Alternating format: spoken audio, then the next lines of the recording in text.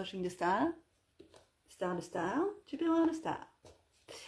Ce soir, nous parlons échelle émotionnelle. Ce soir, nous parlons des émotions. Grand chapitre que personne ne connaît, personne ne gère et que tout le monde planque sous un tapis en faisant semblant que tout va bien.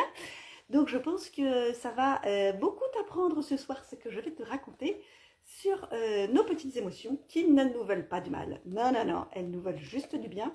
C'est nous qui n'avons pas appris à faire ce qu'il faut avec. Bonsoir, bonsoir, bienvenue à cette fantastique nouvelle soirée start-up, la soirée des stars et des superstars, des tupperwares et des superstars aussi. Je suis Marie la Star. Marie la Star, c'est marqué sur mes boucles d'oreilles. Je suis kiné curieuse, tellement curieuse qu'après kiné, j'ai fait ostéo, médecine chinoise, acupuncture, hypnose, kinésio, enfin tout plein de techniques pendant au moins 25 ans.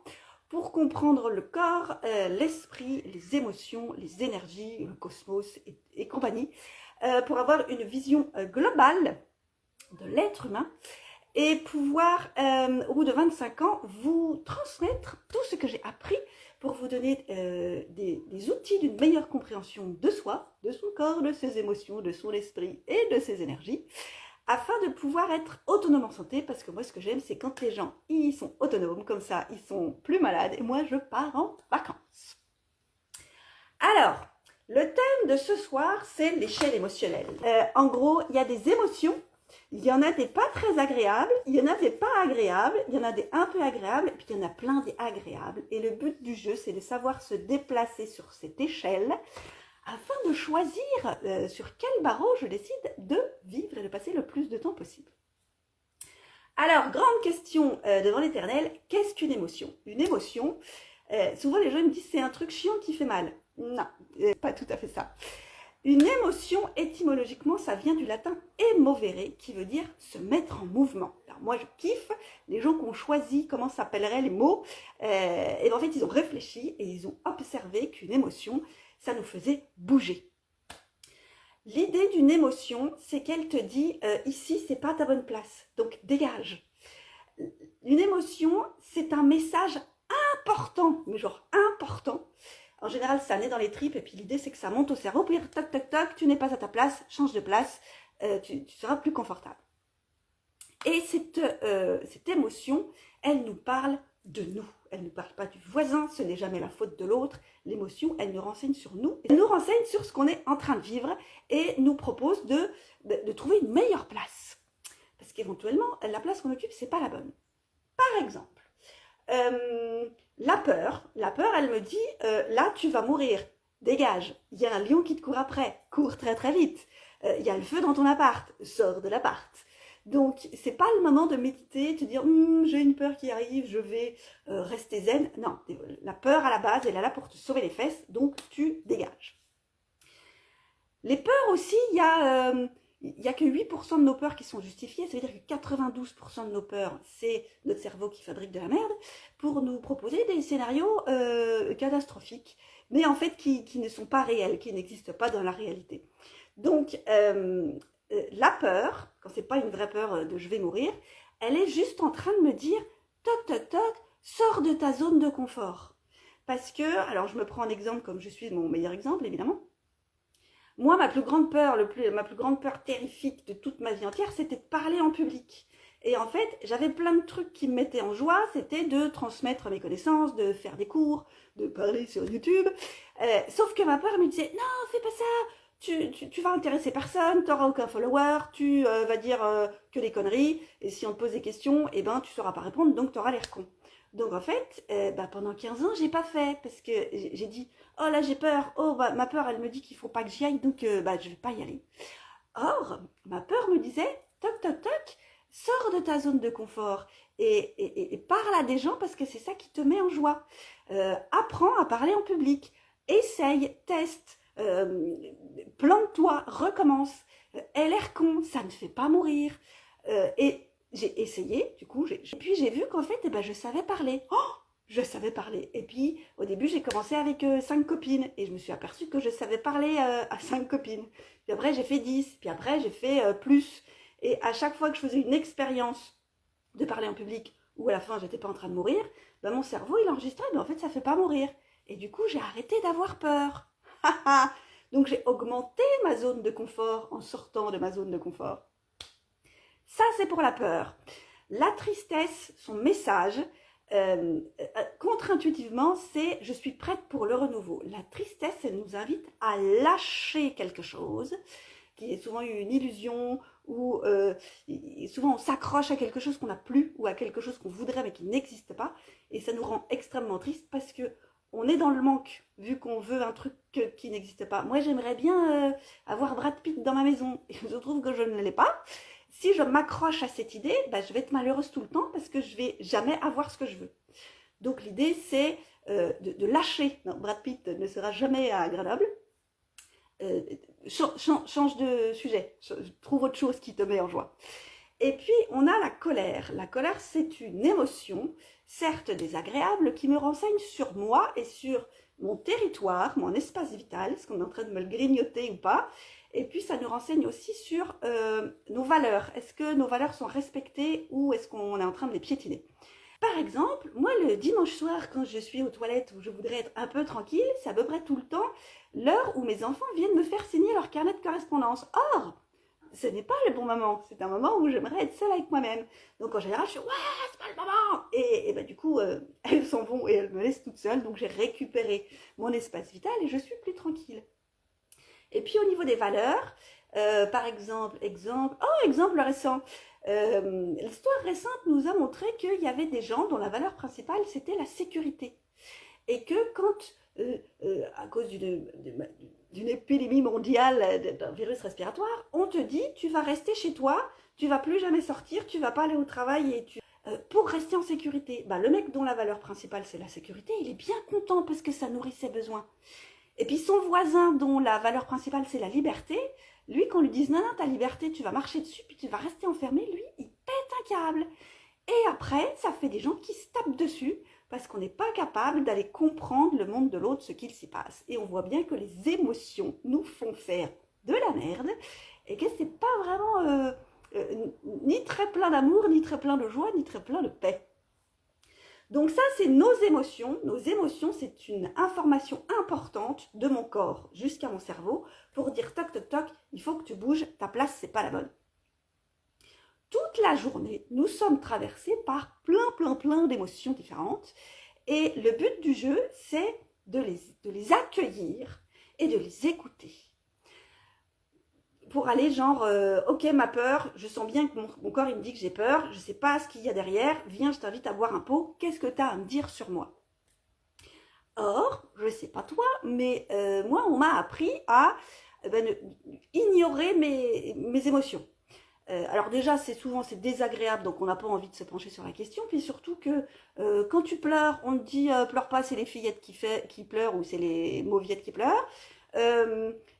Quand t'as peur, on te dit n'aie pas peur.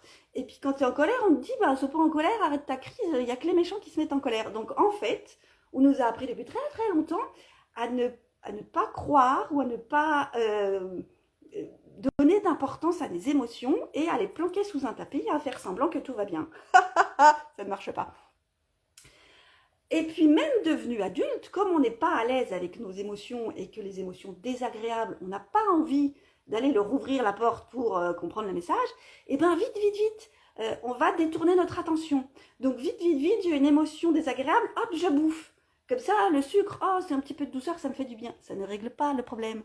Ou alors, tu t'es fait larguer par Kevin, t'es hyper triste, et au lieu d'avoir un espace pour accueillir ta tristesse et faire le boulot de se séparer de quelque chose pour être prêt pour le renouveau, tes copines elles te disent « Ah c'est pas grave, pleure pas, viens, on va en boîte, ça va te changer les idées. » Je n'ai pas besoin de me changer les idées, j'ai besoin de faire le boulot, de comprendre mon émotion et de l'accueillir pour digérer ce qui est en train de m'arriver.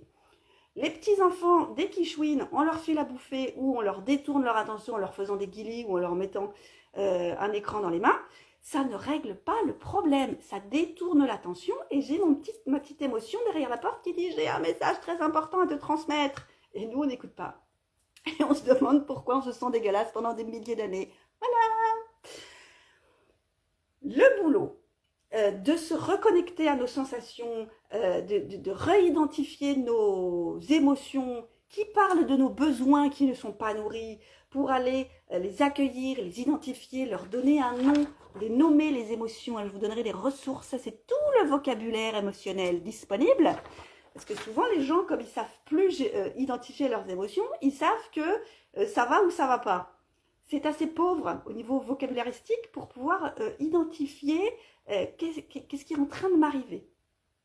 Et alors, il y a des gens intelligents, des sociologues, qui ont vu que plus le langage émotionnel était pauvre, plus les gens étaient violents, parce que justement, ils ne sont pas capables de nommer ce qui se passe en eux. Et ben, tout ce qu'ils sont capables, c'est de foutre le feu aux poubelles et d'agresser les grands-mères. Encore une fois, ça ne marche pas. Donc tout ça, on l'apprend dans le superbe programme Star, dont je vous parlerai tout à l'heure, qui sort vendredi prochain. Pour pouvoir apprendre à faire le déroulé en communication non violente et faire le lien entre mes sensations, mes émotions et mes valeurs. Bref, à noter que notre qualité de vie est directement proportionnelle à la qualité de notre gestion émotionnelle. En gros, l'émotion, c'est pas le problème. L'émotion, chimiquement, elle dure 90 secondes. Une émotion, chimiquement, dans mon sang, c'est 1 minute 30. Et il y a des gens qui sont toujours en colère 40 ans plus tard de leur divorce. On a un petit problème mathématique. Si j'aime bien être dans la paix, l'amour et la joie, et qu'il se passe quelque chose dans ma vie qui me fait descendre dans la colère ou la peur, c'est ok, c'est juste une information. L'idée, c'est de faire le déroulé de qu'est-ce que je suis en train de traverser, quelle est cette émotion, qu'est-ce qu'elle est en train de me dire, et de remonter l'échelle émotionnelle jusqu'à la paix, la joie et l'amour où j'ai envie d'habiter. Encore faut-il avoir 2-3 petites connaissances. Si je ne comprends rien à ce qui se passe chez moi, si je mets mon émotion sur le tapis, si j'écoute pas mes sensations, je vais vivre des sensations dégueulasses pendant des dizaines d'années. Et éventuellement, me fabriquer des petites maladies, parce que je vous rappelle que tout ça là, tous ces négatifs et désagréables, oh là là, c'est des ondes de merde. Et tout ça là, la paix, l'amour, la joie, la gratitude, c'est des ondes positives qui font que je vibre positif, qui font que c'est plutôt en lien avec la santé. Alors que les émotions de merde sont plutôt en lien avec la maladie. À méditer. Grande loi mathématique, E plus C égale R. Mon émotion plus le choix que je fais de gérer mon émotion égale le résultat sur ma qualité de vie. Si j'ai une émotion n'importe laquelle et que je choisis de l'accueillir, de l'écouter, de la nommer, de la digérer, résultat, au bout d'1 minute 30, le dossier il est bouclé, next, c'est bon, je suis au clair avec ce qui m'a traversé, j'ai fait l'action qu'il fallait pour nourrir mon besoin. Mon émotion désagréable, elle s'en va et elle est remplacée par une émotion agréable de c'est bien ma petite, t'as nourri tes besoins. Si je fais le choix, souvent non éclairé, du déni, du détournement d'attention ou alors de je vais bien, tout va bien, je fais semblant que ce truc n'existe pas, et ben j'ai mon émotion qui va tambouriner à la porte. Il faut que tu bouges, il faut que tu fasses une action, on n'est pas bien là. Juste tu vas être pas bien pendant très très très longtemps. Et il va se passer un truc, sûrement tu l'as déjà vécu, la goutte d'eau qui fait déborder le vase, elle n'a pas la faute de la goutte d'eau. La goutte d'eau, c'est juste une goutte d'eau. Par contre, si le vase il déborde et que ça te fait bondir hors de toi-même, c'est parce qu'il n'y a personne qui vide le vase régulièrement pour avoir un petit peu de jeu, pour avoir un petit peu de possibilité d'encaisser les choses qui arrivent. Et comme on n'écoute pas nos émotions et comme on n'écoute pas nos besoins, eh ben on est ras la gueule tout le temps et juste si à ton voisin il te dit bonjour, et tu lui casses la gueule. C'est un petit peu surréagir, je crois.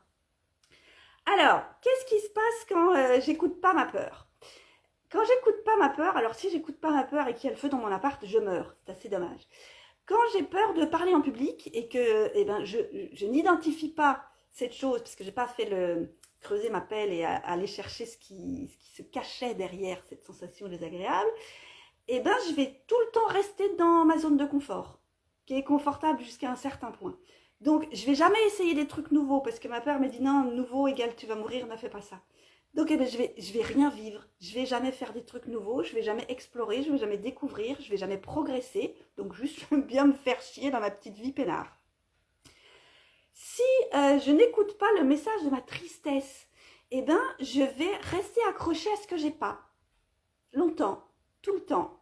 et je vais vivre le manque longtemps, tout le temps. Et je vais faire une grosse dépression parce que ma vie elle est nulle, parce que j'ai pas ce que je veux. Le message de la tristesse, c'est lâche ce truc que tu ne peux pas avoir et va choper quelque chose que tu peux avoir. Bouge, c'est ça le message des émotions. Et puis si j'écoute pas ma colère, eh ben je vais gentiment me laisser marcher sur les pieds parce que le conflit c'est pas bien, puis il faut pas se mettre en colère, puis il faut sourire, puis être gentil tout le temps. Donc je vais me faire bouffer mon territoire tranquillou, je vais me faire marcher sur les pieds. On va piétiner mes valeurs profondes qui définissent qui je suis sans vergogne. Et du coup, moi, je vais juste ne pas me respecter. Je vais piétiner mon respect de moi-même, mon estime de moi. Et je vais me sentir une grosse merde. C'est pas bon non plus pour une belle vie en bonne santé. Non, non, non. Donc, le but du jeu, on voit ça dans le chapitre communication non violente du somptueux programme Star. Tout ça, c'est un déroulé, tout ça, c'est un apprentissage, tout ça, c'est une redécouverte de qu'est-ce que c'est qu'un besoin, une émotion, une valeur, pour être aligné avec tout ça, et pouvoir comprendre les messages de mon corps qui me dit « Bouge, va chercher ce qui te met en joie, laisse tomber ce truc que tu n'auras jamais, découvre quelque chose de nouveau sur toi, progresse, ou fais-toi respecter, respecte ton espace vital et respecte tes valeurs. » Pour l'avoir testé sur moi, c'est quand même vachement plus chouette comme vie et plein de joie et que juste avoir une vie de merde avec des sensations de merde et trouver qu'on est une grosse merde parce qu'on n'a pas ce qu'on veut, parce qu'on s'emmerde dans sa vie, parce qu'on vit rien, parce qu'on a peur de tout et parce qu'on ne respecte pas qui l'on est. Oh, quel tableau! Alors, échelle émotionnelle. Tadam, c'est le thème du jour. Le but du jeu, une émotion, on a vu que c'était une énergie de mouvement. On voit bien l'énergie qu'on a quand on est dans la tristesse, quand on est dans la peur, quand on est dans la joie. C'est pas tout à fait le même étage énergétique. En gros, les énergies des émotions tout en bas, là, c'est des énergies de merde qui m'emmènent vers la maladie. Et les énergies des émotions tout là-haut, là, la joie, la paix, l'amour, bah, c'est plutôt des énergies d'une vie très chouette en bonne santé. Le but du jeu de ce soir, c'est de comprendre que c'est à nous de choisir sur quel barreau je veux vivre ma vie ou au moins y passer le plus de temps. Souvent, les gens, ils subissent leurs émotions parce que, voir plus haut, ils ne comprennent pas ce que ça veut dire. Donc, ils se cassent la gueule tout le temps là-dedans. Ils essayent de faire semblant d'aller bien, mais comme ils n'ont pas traité les 75 millions d'émotions en retard, eh ben, ils sont tout pourris dans leur satisfaction de besoins, dans leurs émotions désagréables. Quand j'écoute mes sensations, quand je les mets en lien avec des besoins qui ne sont pas nourris, et quand je fais des actions pour nourrir mes besoins qui, du coup, font que mon corps me récompense avec une sensation agréable, juste, je vis ma meilleure vie. En fait, c'est pas moi qui ai inventé, c'est juste la nature qui a mis ça au point pour que notre corps il puisse nous prévenir quand il y a un truc qui ne va pas. Et que je puisse aller dormir quand je suis fatiguée, aller boire un coup quand j'ai soif, aller chercher un câlin quand j'ai besoin d'un câlin, et aller mettre du sens dans ma vie au lieu de faire n'importe quoi et d'être malheureux comme une pierre. Descendre d'une marche ou se casser la gueule tout en bas, c'est la vraie vie, c'est humain. Il n'y a personne qui est tout le temps dans l'amour infini, peut-être Bouddha, mais ça fait longtemps qu'on ne l'a pas croisé. Le tout est de comprendre comment ça fonctionne pour avoir les ressources, pour pouvoir regrimper jusqu'au barreau sur lequel j'ai envie d'habiter. Les faits, ils ne changent pas. Les faits, ils ne changent pas. L'effet que ça me fait, oui, ça me concerne. Il y a des gens qui sont pessimistes, il y a des gens qui sont optimistes. Oui, parce qu'en fonction de où tu choisis de vivre sur l'échelle émotionnelle, tu ne vis pas la même vie. Il y a un billet de 50 balles qui traîne par terre. Le pessimiste, il croise un billet de 50 balles, il fait « Ouais, franchement, avec l'inflation, 50 balles, tu fais plus rien, quoi. » Donc, il est en bas, il trouve 50 balles et il a le moyen de ne pas être content. L'optimiste qui trouve 50 balles par terre, il fait « Ouais, mais quelle chose, c'est génial, il va boire un pot. » Donc, en fonction de où tu es, tu ne vis pas la même chose. Et en fonction de comment tu travailles sur tes émotions et ton filtre, parce que n'oublions pas que nos émotions, elles mettent un filtre dans nos yeux. Le pessimiste, il a un filtre noir qui lui fait voir tout ce qui se passe dans sa vie en noir. Et l'optimiste, il a un film licorne paillettes devant les yeux qui lui met des paillettes dans sa vie. Donc encore une fois, tu n'as pas la même qualité de vie en fonction de où tu te situes sur cette satanée échelle. Tu connais sûrement quelqu'un qui est tout le temps en colère. C'est fatigant quand même. C'est fatigant pour lui parce qu'il est tout le temps en colère, puis c'est fatigant pour l'entourage parce que c'est pas facile à gérer. C'est un peu des ondes de merde. Tu connais peut-être quelqu'un qui se plaint tout le temps. Oh, c'est fatigant. Tu connais peut-être quelqu'un qui est dépressif et qui est tout le temps triste. C'est pas drôle, quoi. C'est pas fun. Et puis peut-être tu connais des gens, alors au milieu il y a l'optimisme, la fierté, la satisfaction. C'est déjà des trucs un peu plus élevés au niveau énergétique. Et un autre tips que je voulais vous partager, c'est tout ce qui concerne la critique, le jugement et le ressassement. L'émotion, elle est dans l'instant présent. Elle est maintenant sur ce que tu es en train de vivre. Là, il y a un truc qui n'est pas aligné, il faut que tu bouges pour te réaligner. On a dit que chimiquement, une émotion, c'est 90 secondes. Si je suis dans la critique, Macron, c'est trop un connard, et puis mon voisin, il m'a pas dit bonjour ce matin, franchement, il est mal poli, ou le ressassement de, hier, j'ai foiré un truc. En fait, tu remets une pièce dans le jukebox. Tu as vécu un truc par là, hier, avant-hier, ou il y a 10 ans, et tu te le remémores. Et du coup, l'émotion, elle revient. Parce qu'elle est dans l'instant, l'émotion. Elle n'est pas hier ni demain, elle est dans l'instant. Donc en fait, le truc qui a déclenché l'émotion n'existe plus. C'était hier ou avant-hier. Mais comme toi, tu t'en rappelles et tu tournes en boucle avec ton truc, et ben tu vis là-dedans. Et si tu passes toute ta vie à critiquer Macron, toute ta vie, t'es en bas. Macron, il s'en fout, lui. Il vit sa meilleure vie. Si tu es tout le temps en train de te plaindre de tout, tu vis tout le temps en bas. Si tu ne travailles pas sur toi et que tu es gouverné par tes peurs, tes conditionnements et tes traumatismes d'enfance, putain, ça fait 40 ans, quoi. Ça fait 40 ans que c'est passé ton traumatisme d'enfance. Donc, c'est plus dans le présent. Par contre, l'émotion, comme on appuie sur le bouton qui la déclenche, parce que le truc, il n'est pas réglé, et ben toi, tu vas vivre ça tout le temps. Et c'est pas drôle, et c'est pas joyeux. Donc, le boulot, à chaque fois que tu te remémores d'un truc pourri ou que tu revis un traumatisme qui n'a pas été réglé, donc il y a un boulot à faire, on a dit une émotion, il faut la digérer, c'est un taf. L'idée, c'est de faire le déroulé en CNV, de soigner ses traumatismes et d'aller travailler un petit peu ses croyances et ses peurs dans son cerveau pour s'en libérer et remplacer les émotions de merde par des émotions assez chouettes. À chaque fois que tu es dans la critique ou le jugement ou que tu ressasses ta vie passée, tu remets une pièce dans la machine et l'émotion, elle revient et tu la revis et elle redure 90 secondes, mais vu que tu l'as toujours pas gérée et qu'elles sont toujours 650 000 émotions à taper à la porte, que tu n'ouvres toujours pas d'ailleurs, et ben après, c'est, tu vois, ton cerveau, ton mental qui reprend l'affaire et qui, le petit tiers dans sa roue, qui court, et puis c'est pas juste, et puis pourquoi moi, et puis c'est pas normal, et puis gna gna, et puis gna gna, et puis gna gna, et puis gna. Donc, afin de rester dans des échelons hauts de l'échelle émotionnelle, on arrête la critique, on arrête le jugement. Autant passer à l'action pour faire quelque chose d'intéressant que de ressasser sans cesse les mêmes trucs éternellement. S'il y a un truc qui ne te plaît pas, tu agis. Soit tu changes ta posture, soit tu changes le monde. Mais en tout cas, il y a quelque chose à changer. Se plaindre éternellement les mêmes choses sans passer à l'action pour les changer, ben juste prends un abonnement là. Voilà. Mais c'est pas ce qu'on apprend avec moi. Non. Nous on fait de l'amour et de la joie et du fun. Alors, souvent aussi, les gens, ils pensent que les émotions qu'ils vivent, c'est la faute des autres. Ouais, il m'a mis en colère. Ou c'est sa faute si je suis triste. Non. L'émotion, elle est chez toi. Donc, elle te parle de toi, elle ne te parle pas de l'autre. L'autre, éventuellement, il a appuyé sur le bouton. L'autre, éventuellement, c'est un déclencheur. Alors, même éventuellement, il n'avait même pas l'intention de te mettre en colère.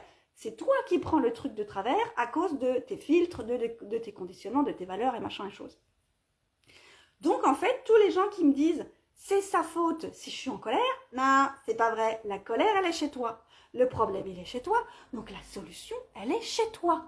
Et je rappelle qu'une émotion, étymologiquement, ça veut dire « bouche les fesses ». Donc, en fait, peu importe l'émotion qui te traverse, ça te concerne. Ça parle de toi. Donc, c'est à toi de faire le boulot sur toi. Et même après, quand tu es vraiment une superstar, tu peux remercier la personne qui t'a déclenché cette émotion parce que elle a mis le doigt sur ce qui n'était pas fluide, sur ce qui était rugueux, et elle t'a permis de progresser et d'aller prendre ta pelle et de creuser pour savoir ce qui se passait derrière. La question à se poser quand j'ai une émotion, c'est pourquoi ça ne me fait pas rien. Normalement, si quelqu'un me dit quelque chose de méchant et que j'ai suffisamment d'amour pour moi pour ne pas porter d'importance à quelqu'un qui me dit des choses méchantes, ça ne m'atteint pas. Si j'ai ma bulle de protection et que j'ai décidé de vivre tout là-haut et qu'il y a des gens qui se comportent comme des crétins ou qui racontent des trucs sur moi, pourquoi quelqu'un qui me critique, il ne parle pas de moi, il parle de lui. Tout ce qui sort de la bouche des gens ne concerne que celui qui le dit. Les gens parlent de leur frustration, de leur colère, de leurs émotions, de leur vie qui est pourrie, mais ils les déversent sur nous, mais ça ne parle pas de nous. Quand quelqu'un me gueule dessus, il ne gueule pas sur moi, il exprime sa frustration. Donc, si je le prends pour moi, bah tiens, je vais descendre dans l'échelle émotionnelle avec lui. Oh, comme ça, tout le monde est en colère, c'est tellement chouette, il me dit des saloperies, je lui renvoie des saloperies, il me renvoie des saloperies. Et ça fait genre Israël-Palestine depuis 70 ans. Non, ça marche pas, c'est juste ça marche pas. Donc je vous conseille fortement de vous former aux émotions et à la CNV parce que le monde il sera beaucoup meilleur si les gens ils connaissent ce que c'est qu'une émotion et qu'ils savent la gérer et remettre les choses à leur place. Donc en fait, quand je vis une émotion, c'est peut-être quelqu'un qui a dit quelque chose, qui est venu gratter quelque chose qui n'est pas au clair chez moi et qui a déclenché l'émotion, mais en aucun cas c'est sa faute. C'est pas sa faute, c'est ma responsabilité de prendre ma pelle et de creuser pour voir ce qui est caché derrière cette émotion. Voir plus haut, sur la peur, sur la colère, sur la tristesse, qu'est-ce que ça parle de moi? Ça parle de moi, une émotion. Je finis cette magnifique intervention. J'ai été la semaine dernière voir une conférence de Robert Savoie, qui est un Québécois super bisounours que je ne connais pas et que je me suis dit, tiens, je vais aller voir ce qu'il raconte. Le mec, il a une histoire à tomber par terre. Là, c'est un grand pont du développement personnel francophone. Il transpire d'amour, c'est un gros bisounours, il fait des câlins à tout le monde, il est génialissime. Le gars... il a une vie extraordinaire, c'est-à-dire que ça commence mal. Il est dans la violence, dans la délinquance, il est dans les drogues dures, il est dans les agressions, il casse la gueule à tout le monde. Enfin, bon, ses émotions, c'est pas clair. Donc il endort ça avec des substances pour faire semblant qu'il va bien et il vole, il casse des choses et des gens. Wouh! Donc il a un peu un dossier chez les flics comme ça, bref. Et un jour, drame, ses frères viennent le réveiller en lui disant il y a 3 personnes droguées qui viennent d'assassiner notre père. Donc en fait, leur père, il était livreur de journaux comme ça se fait en Amérique là.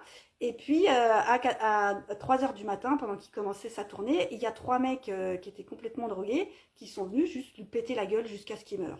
Ouh, joie!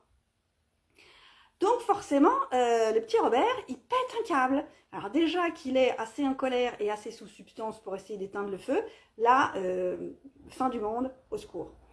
Il arrive quand même à reprendre la boîte de son père, il en fait un empire, il devient millionnaire, il a tout plein de camions, d'employés, il livre tout le Québec, enfin une grande réussite professionnelle. Néanmoins, dans son cœur, c'est la merde, et il est rempli de rage et de colère tous les jours, et tous les jours, et tous les jours.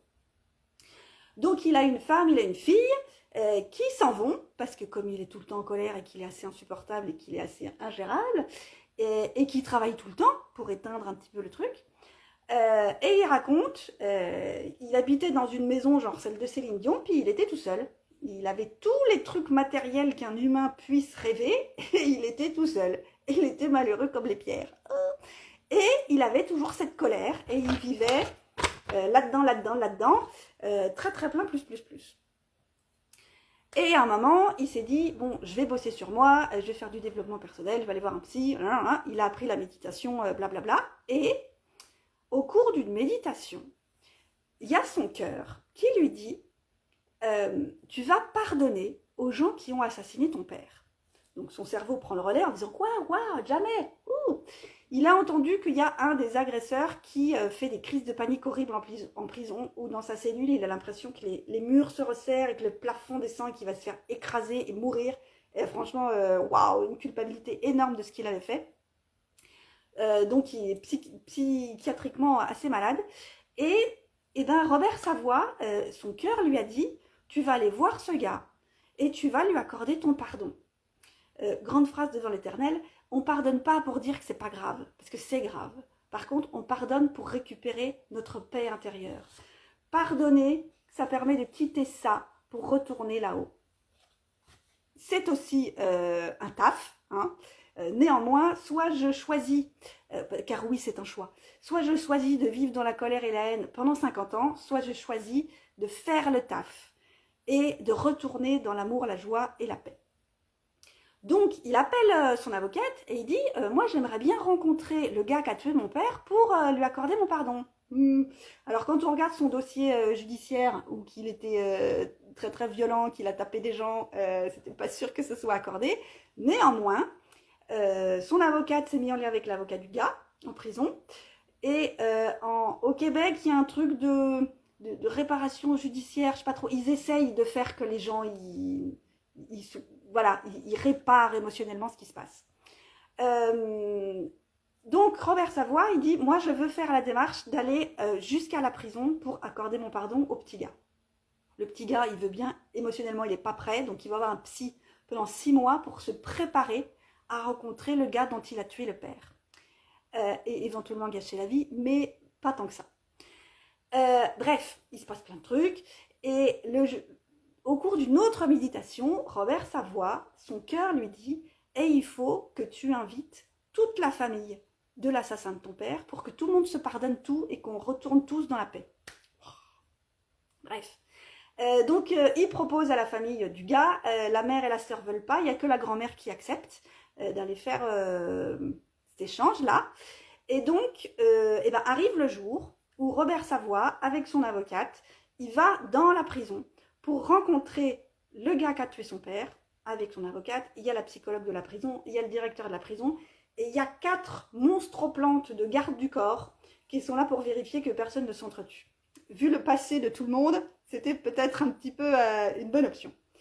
Et puis là, il s'ensuit 2 heures de discussion où ils se racontent leur expérience de vie, et tout le monde pleure, ils font des pauses, ils reviennent, et ça a duré 4-5 heures où ils ont juste parlé à cœur ouvert de ce qu'ils avaient vécu.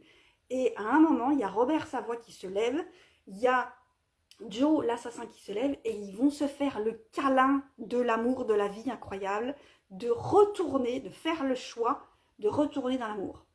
Il se passe un truc incroyable dans la prison, c'est-à-dire que dans la prison, les vibrations d'amour, c'est pas toujours ça qu'on retient. Et tout le monde chouine, la psychologue, elle est comme ça, elle a jamais vu ça de sa vie. Les avocats, ils pleurent des larmes de feu. Les gros baraques monstroplantes, ils pleurent des larmes de sang. Et ça finit que Robert Savoie, il fait son câlin de la vie à l'assassin de son père, que les avocats, ils viennent faire un câlin, que la grand-mère se greffe sur le câlin, et que les 4 gros gardes du corps qui pleurent des larmes de sang viennent faire un câlin collectif. Je répète, c'est incroyable. Robert Savoie a fait la démarche d'aller en prison pour accorder son pardon à l'assassin de son père, et tout a changé dans la vie de tout le monde. La psy a dit, j'ai jamais vu ça de ma vie. Les avocats, ils ont dit, je savais même pas que c'était possible de voir quelque chose aussi beau de ma vie. Les 4 gardes du corps, ils ont pleuré d'émotion, alors qu'ils sont quand même pas payés pour ça, normalement c'est plutôt des robots. Et c'est passé de la haine et de la culpabilité à l'amour. Moi, c'est des trucs qui me transportent. Bref, donc, Robert Savoie, il a fait ça avec un des agresseurs de son père, et puis après, c'était tellement chouette qu'il a demandé de faire la même démarche avec les 2 autres assassins de son père. Et il s'est produit ça, c'était la première fois au Québec que ça s'est produit. D'ailleurs, il y a un documentaire bientôt, et il y a un film bientôt sur l'histoire de Robert Savoie. Je pense que ça vaudra le déplacement. Il a fait la démarche avec les 2 autres assassins de son père, et c'est pour ça qu'il est capable maintenant de vivre dans l'amour tout le temps. il est parti de ça. Il a décidé de partir de cette échelle-là pour aller jusque-là. Et il y avait du taf. Il y avait du taf de lâcher sa colère et sa haine, de vouloir se venger. Pendant 10 ans, il a rêvé toutes les nuits qu'il assassinait les assassins de son père. Il a rêvé qu'il les tuait. Il se faisait des films un petit peu par là, où à la fin, il ne voulait même plus les tuer. Il voulait les décapiter le plus lentement possible pour qu'ils souffrent autant que lui avait souffert. Où est-ce qu'on est dans l'échelle émotionnelle, jour et nuit? Donc, il a fait ce choix de pardonner pour pouvoir passer à autre chose. Et bien, ça a bien marché. Et maintenant, le gars, il fait des conférences à l'international où il raconte son histoire. Il a inspiré au Québec et au Canada, du coup, il se passe ça, parce qu'ils ont vu que c'était possible de le faire. Et du coup, il y a des démarches pour essayer de faire en sorte que les gens se pardonnent à celui qui a fait du tort et se pardonner à soi-même aussi. Parce que c'est pas facile à vivre en disant j'ai tué quelqu'un parce que j'étais sous produit, quoi. Et même, quand les gens sont sortis de prison, eh ben, il a embauché un des assassins de son père dans sa boîte de livreur de journaux. Voilà, moi, c'est des histoires qui me mettent en joie. Donc, vraiment, cette histoire d'échelle émotionnelle, venez pas me dire que c'est difficile et que c'est pas possible, parce qu'il y en a qui font ça. Israël-Palestine, il y a des mamans des deux côtés qui décident de pardonner à l'autre côté pour retourner dans la paix. Parce qu'en fait, si quelqu'un te tue ton môme et que toi tu tues le sien et que du coup il tue ta sœur et que du coup tu tues son frère, et après ça fait que des guerres de rester dans la haine et dans la colère, ça fait que des ondes de merde et des émotions de merde et des événements de merde. Donc l'idée, c'est de prendre conscience que nous sommes responsables de l'échelle sur laquelle nous sommes assis, que c'est ok de traverser de la colère et de la peur, ça nous parle juste de nous. Mais l'idée, c'est de faire le taf, d'aller inviter son émotion à boire un coup pour lui demander de quoi tu veux me parler, qu'est-ce que j'ai à comprendre de moi dans cette situation, et de faire le job, d'identifier, de nommer l'émotion, de l'accueillir, de l'écouter, d'aller nourrir le besoin caché qui était derrière cette émotion, et du coup de faire une action. C'est pour ça qu'une émotion, ça veut dire se mettre en mouvement, c'est pour aller faire une action dont j'ai besoin. Je vous remettrai du coup cette petite échelle émotionnelle qui est là est à l'envers et je vous invite à aller vous balader sur cette échelle pour voir qu'est-ce que vous vivez vous actuellement, dans quelles émotions vous aimeriez bien passer le plus de temps possible, quelles émotions vous arrivez à gérer, quelles émotions sont difficiles à gérer, et de faire le taf, de se former, d'apprendre, de comprendre ce qui se passe, d'aller voir du côté de la communication non violente ou de plein d'autres trucs qui existent pour comprendre ce que c'est qu'une émotion et voir qu'est-ce que j'en fais pour pouvoir vivre plutôt, voilà, amour, sérénité, joie. Moi j'aime bien, c'est mon petit monde de licorne paillettes. Et voilà ce que je voulais vous partager ce soir. Pensez bien que nos émotions, elles ne sont pas là pour nous faire du mal, elles sont là pour nous renseigner sur nous. C'est pas la faute des autres, les autres sont peut-être les déclencheurs, mais il se passe quelque chose chez nous. Et que si chacun fait le taf de gérer ses émotions, comprendre ses émotions, blablabla, et retourne aussi souvent qu'il le faut dans la paix, la joie et l'amour, et quand il est capable de faire ce petit déroulé, va aider les autres à faire la même chose, et puis ne va pas prendre pour lui quand quelqu'un me gueule dessus, je sais qu'il parle de lui. Je me remets pas, enfin, je m'en remets en question 20 secondes, mais une fois que j'ai fait mon petit déroulé, là, je vois bien que, en fait, il parle de sa frustration. Donc, je m'énerve pas. Je le laisse déblatérer son truc, et je sais que ça ne me concerne pas.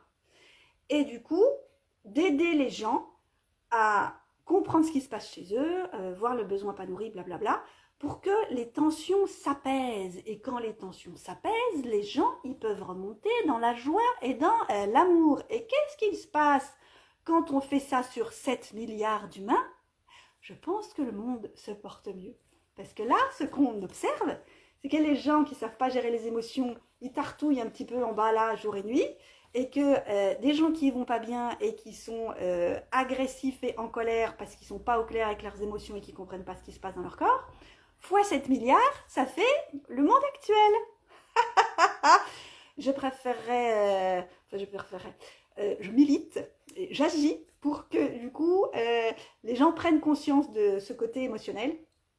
Parce que moi, je ne peux pas changer le monde à moi toute seule. Donc, je compte sur vous. Je vous aide autant que vous voulez pour que chacun puisse être plus au clair avec ses émotions, comprenne que c'est OK et que c'est normal et que c'est humain de tomber dans l'échelle émotionnelle, mais que le boulot, c'est de ne pas rester en bas, de comprendre ce que notre émotion, elle essaie de nous dire pour pouvoir remonter dans l'amour et la paix afin que ce monde aille mieux. Voilà. Je vous remercie pour votre attention. Si vous avez des questions, vous pouvez les poser. La semaine prochaine, je fais un grand opening pour présenter mon super programme Star, Superstar et Superstar Intersidéral, où je vous livre les clés, je vous détaille tout, comment on fait le processus. C'est tout bien, évidemment, c'est tout bien foutu, avec petit 1, petit 2, petit 3, comment on fait. Des exercices à l'infini pour se mettre en situation, bien comprendre la théorie, pratiquer sur le corps, l'esprit, les émotions, les croyances limitantes, les énergies, l'amour de soi, tout ce qu'il faut pour être heureux, aligné et équilibré, aider les autres à faire le taf et puis faire de ce monde un monde plus beau. Voilà, je vous kiffe, je vous envoie les cœurs et comme Robert Savoie, hop, oh, il m'a fait un câlin tellement énorme que j'ai eu des bulles de champagne dans tout mon corps. C'était incroyable. Voilà, vibrons l'amour, partageons l'amour, c'est quand même vachement plus chouette que d'être tout en bas de l'échelle émotionnelle dans des vibrations de merde. On se voit vendredi prochain pour le lancement du programme Star. Merci pour votre attention. Je vous bise. À vendredi. Au revoir.